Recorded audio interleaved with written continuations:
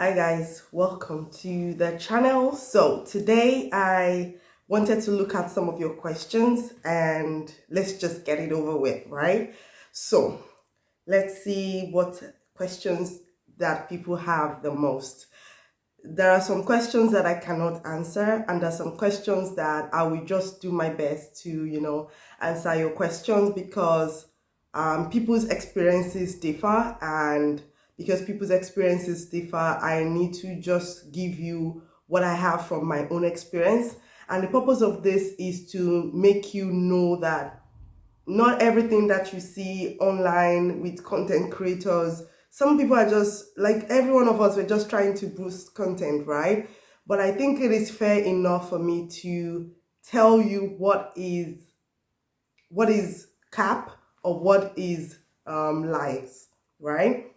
So I wanted to start with this question. Now, for me, I look at why I moved to Portugal. I actually reflected on that this morning, and I was telling myself my experiences are very different from every other people's experience because I moved from a third country to Portugal. I moved from China to Portugal where I was a teacher. So it was a bit different, but there are so many things. I mean, the experiences inside Portugal will not be different, I mean, for every Nigerian. So, it could be different based on finances. That's one fact, because if you have more money, you get better, life, quality of life. So that's just the truth. So let's look at some of the questions because I need to get to work and I just wanted to shoot this video on time. So I remember a particular question from yesterday that said, can you please give me cheap schools in Portugal? Cheap schools in Portugal. I know that you've seen videos that tell you that you can move to Portugal with 1,000 euros or you can move with no cost. Please stop believing in all these lies. If you come to Portugal with 1,000 euros, what happens to you? Number one, if you end up bringing 1,000 euro cash into Portugal, I know so many people have done it in the past, but if you ask them, do you think they want to come into Portugal with 500 or 1,000 euros? Because number one, you need to run your account. Maybe you run a Revolut because some people cannot open an account. Or if you go to your school and they give you some paper for you to take to one of the banks and you open an account, you need to run it for 3 months or 2 months at least because the fastest dates for appointment are usually the fastest I've seen was 2 months. Because for me, I arrived in March and my appointment was April, and this appointment has been put on my visa since December of the previous year, so it wasn't 2 months. So it's you can see that it was 4 or 5 months. So that account, I hear that you can have 400 euros in it or 500 euros in it. So that alone, and you need to pay some fee at the appointment office for your permit. So that should be around, I think I paid 180 or 170 something euros.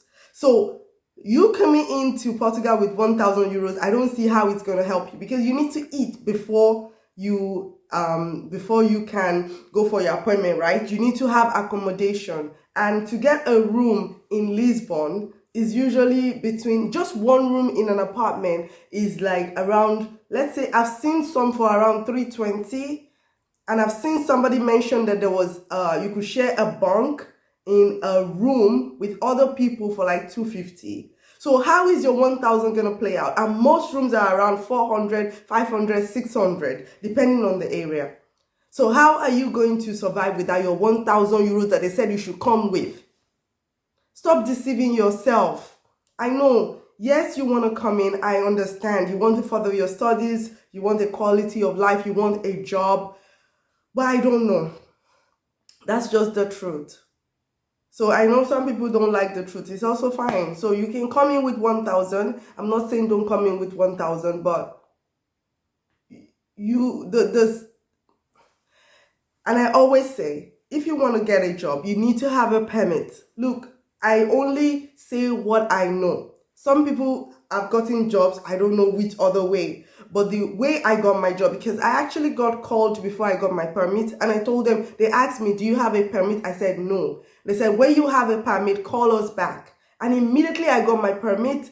Mine arrived in 5 business days or so, but I didn't get it in my hands for like maybe by the 8th day or the 10th day, because my landlord took it first because she had access to the postal box. So imagine, and that was like, I didn't get a job till June. I arrived in March and I didn't get a job till June, and my appointment was in April, right? So I didn't start that job till June. So I got it like beginning or ending of May, and I started, so April, May, I got it ending of May, and I started in middle of June. So what would you have eaten with 1,000 euros between those days? And remember, you're still trying to learn how to eat, right? Like maybe you didn't have Nigerian food with you, or you're still learning the food around. So what are you going to do about that? Let's not just be, everything we see we swallow. Everything we see we swallow on Twitter. And the funny thing is that the people that are giving you this advice, they don't even live in Portugal. That's the annoying thing about this whole thing. I see some of them live in Canada, and they are telling you to move to Portugal. How are they going to tell you what is going on in Portugal? How are they going to tell you that? That's my question. I'm looking at one of the questions. It says, is there a big city around school in Leiria Polytechnic where getting a job will not be an issue? Leiria is a district, and it also has Leiria town and some other town in it. On the map, it's closer to Lisbon, but it's about 1.5 hours by bus to Lisbon. So Lisbon is it's the capital, so it's the biggest, right? It's the most social, right? I don't know which one is bigger by landmass, but you are closer to Lisbon. But you can always work from home. So if you get a job that is remote, you can always work from home, and that's what I think. So you could get a job around Leiria. If you find a job around Leiria, you could get a job around Leiria. So that's one of the things. How many months it will take to get a job in Portugal? Like I said, I arrived in March, the first week of March. My permit wasn't ready till like April, because I went to the office to submit it on April 14, I think, and I got it like maybe almost 10 days after, and that was one of the fastest. So your situation might be very, very different. So, and I didn't get a job till ending of May, and I started the job in June. So let's say give yourself 3 months. If your permit is fast like mine, or if it's not fast, they give you 6 months. So remember, the money you need to bring, you need to calculate your rent of about 400.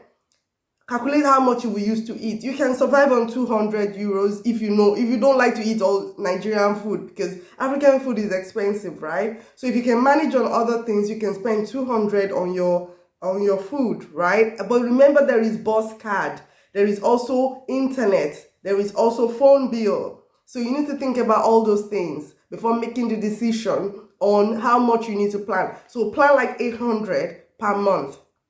Plan like 800 per month before you get a job, right? So let's say between 3 to 6 months if you're lucky, or if you're good at that job. Because I've seen people that got the job and they lost the job. I don't know what happened. They didn't meet up with their KPIs. I only know about customer service job because that's the kind of job I've worked. So I don't know about any other job.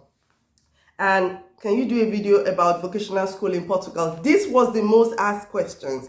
How will I do a video about vocational schools in Portugal when I am not in the vocational school? What quality information can I give you? I only have one school, and I'm going to post the link in the description.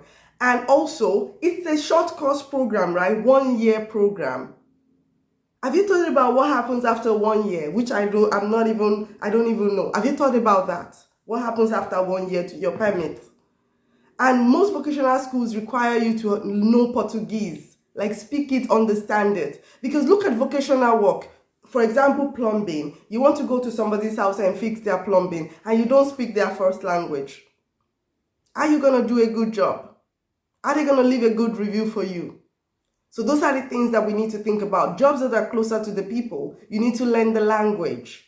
Why not come in for a BSc? I know it's expensive, but there's a school in Braganza. I think I've posted that school before. There's a school in Braganza. The application fee is almost 600 euros, but the tuition is like 1,400 per year.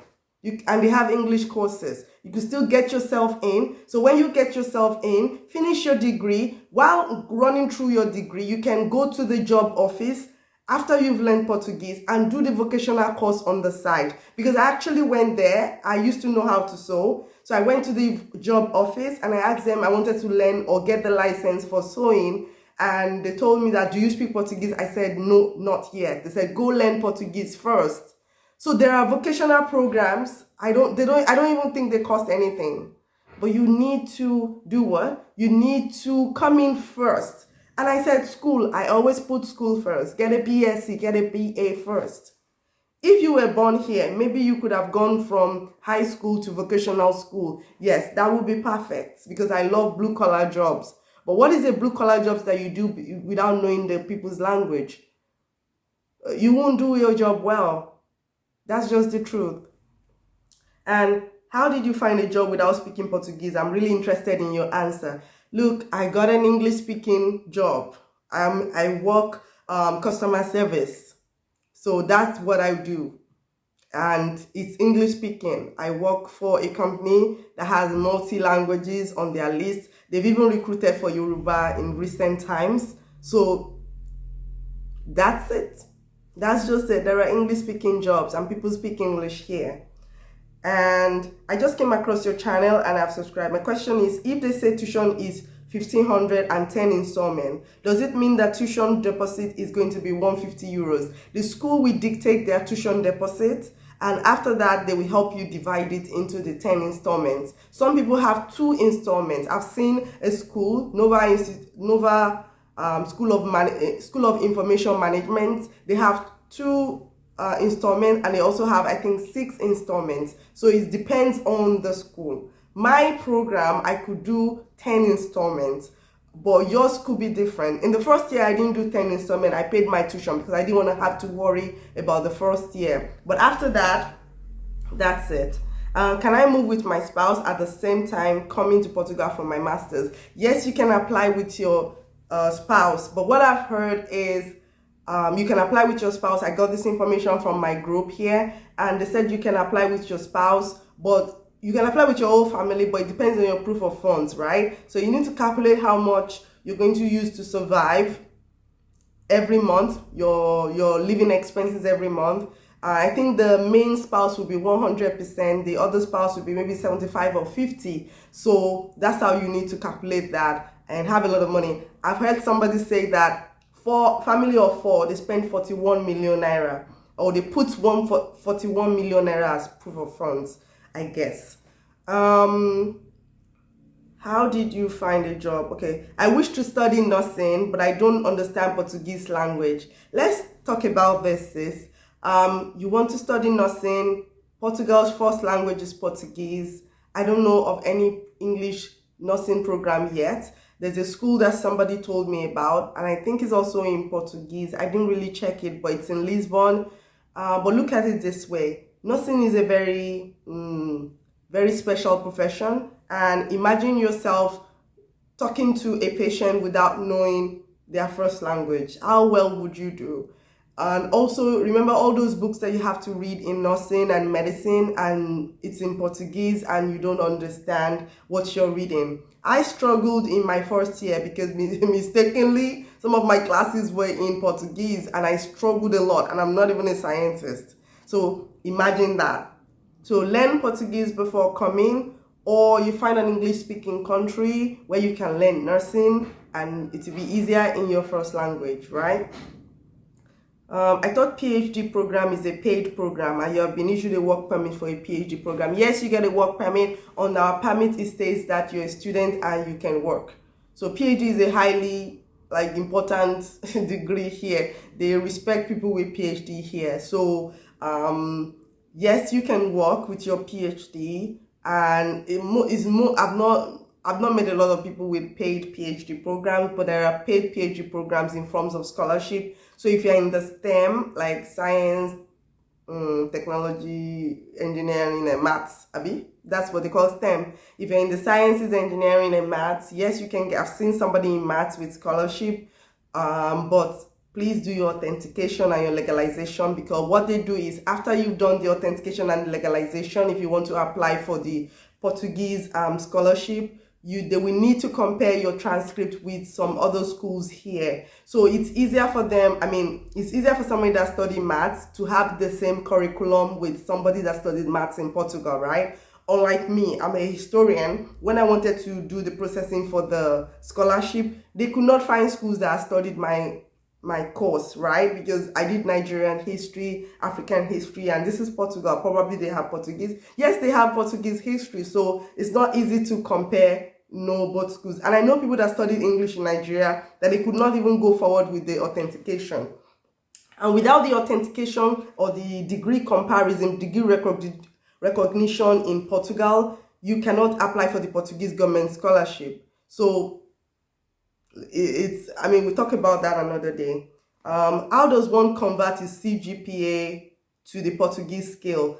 Somebody in the comment section, Mr. Tunde Koshegbe 8904, answered this question. He said that you should divide your CGPA by the total of 5.0 or 4.0, depending on what your school uses, then multiply by 20. Once you are above 10, you have more chances, because the highest is 20 here. So in some of my courses, I'm just so happy I have like 18 over 20. That is fantastic. I think the least I've had right now is 14 over 20, which is amazing to me. I mean, I could do better, but I'm okay. So that is it. So once you're over 10, like he said, you're good. And what is your advice for a single mom of one with third class thinking of coming to Portugal to do her MSc? Luke says, I think you should just apply. They always look at the transcript, they look at the grades, they do their own conversion, and before they give you their verdict, right? But let's talk about the baby one. Make sure you apply as a single person. If you're not married, just apply as a single person. It's okay for you to be on record that you have a child, because if you get in, I mean, possibly it's easier for you to get a correct. I don't know if it's going to be easy to get a correct, but they have it on record that you have a child and you need to put the child in a crèche, right? Or your child needs to go to school. But coming with the child depends on your financial situation, right?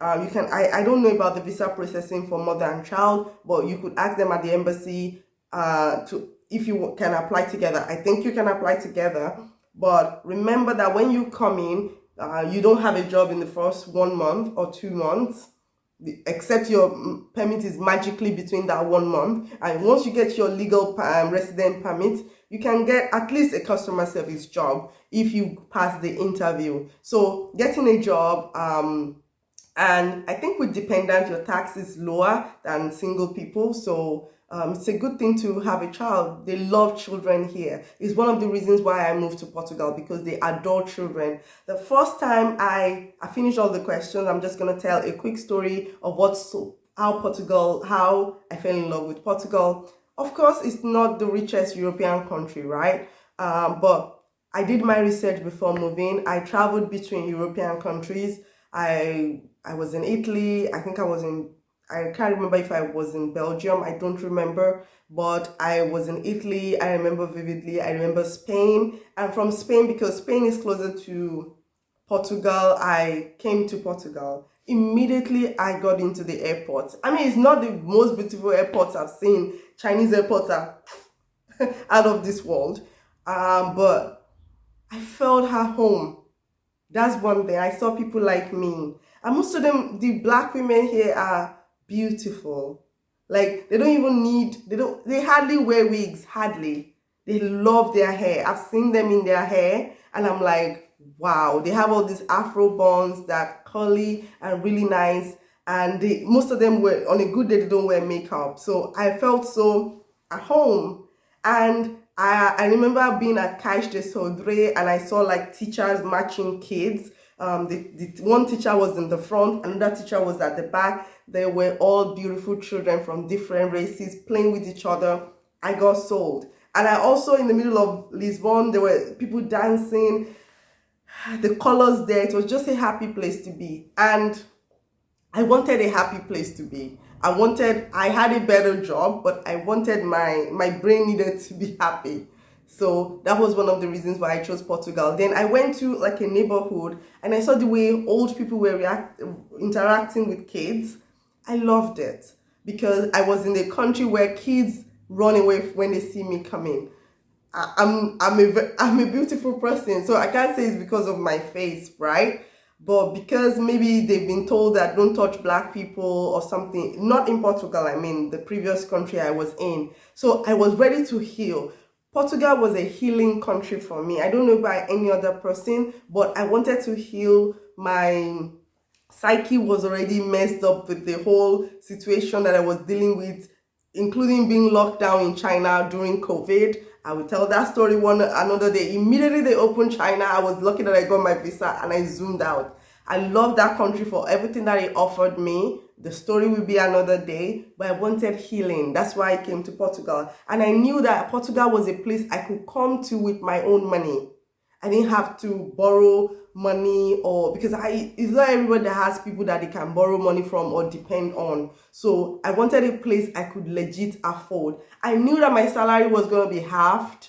I was ready for that, and I was ready for that. And I was like, okay, we do everything just to survive, And if you've done your research, you have other reasons why you want to move to Portugal. Not because somebody said it on Twitter that you can go to Portugal. I've seen all those videos. Maybe I should even link it. I remember telling one of them that when he told somebody that they should go and teach in Japan. And I was like, do you know how hard it is to be a black African in China and Japan? Especially China. Do you know how hard it is? It might not be hard for an African American because they have American passport, yeah? Or the black Brits or black people from Australia. But it's specifically hard for an African, especially if you're not from South Africa. They don't even believe that you speak English in the first place.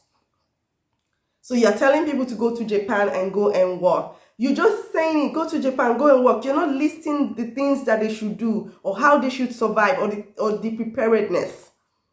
So I'm not saying don't come here. My videos are just to give you what to prepare, what to know before coming, right? So that's just what I'm here for. So if you have any more questions, please do link it. It's almost 8 a.m. for me. I need to get back to work. I'm working. It's New Year's Eve and I'm working.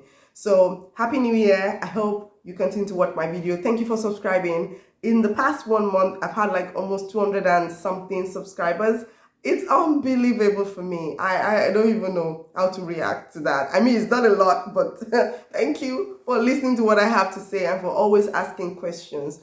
See, if you keep asking me questions on my Instagram, in my Instagram DM, and you don't do your research, and we want to charge you, not because I really want to charge you, but I feel like you don't do your research and you just want me to provide you schools. I'm not an agent. I have a full-time 40 hours job. Why would I go on and do research for you to find you your own school when you can do that yourself without even having to pay somebody? If you come to me and say, ma'am, I have this so school in Portugal. What is this school about? Can you do more findings? Yes, I would help you. But when you come to me, please help me find school. Please, I cannot find the tuition. It's not pride. You're not doing your research in a well-advanced country. How are you going to cope in class?